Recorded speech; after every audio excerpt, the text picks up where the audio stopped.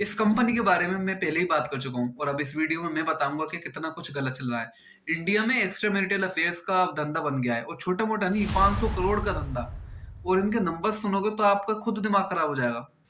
Gliddon app जो extra marital affairs को promote और फैसिलिटेट करता है कि इंडिया में 3 मिलियन एक्टिव यूजर्स हैं, जिनमें से 70% तो मैरिड हैं और हर महीने 15% से ग्रो कर रहे हैं। और अजीब बात यह है कि एजुकेटेड सिटीज में इनके यूजर्स सबसे ज्यादा हैं, जैसे कि बेंगलोर, मुंबई, दिल्ली वगैरह।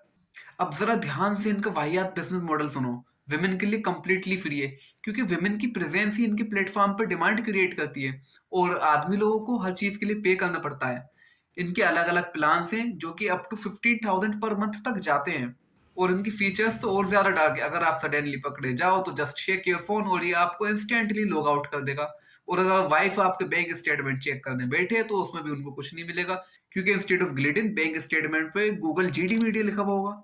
ऐसे ही थोड़ी कोई 500 करोड़ का धंधा चलता है।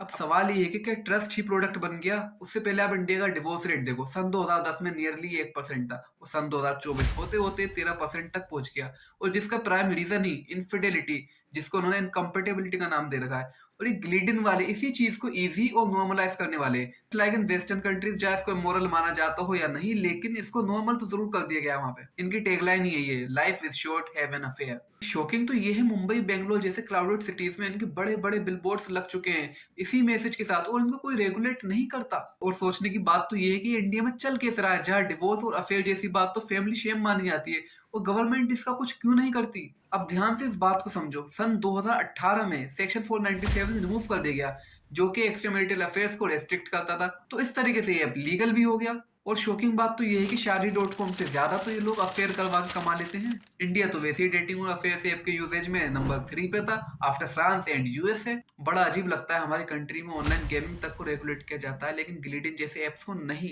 बड़ी शर्मिंदगी के साथ हमें एक्सेप्ट ही करना पड़ेगा, क्योंकि ग्लिडिन एग्जिस्ट करता है क्योंकि उसकी डिमांड है और डिमांड हम लोगों की ही वजह से है। सो वीडियो अच्छी लगी हो तो शेयर कर देना। बहुत मेहनत लगती है इतनी रिसर्च वीडियो बनाने में। आई नो इतनी सारी इन्फॉर्मेशन सबके समझ में नहीं आई होगी। अगर समझ में आ गई है तो फॉलो कर लेना।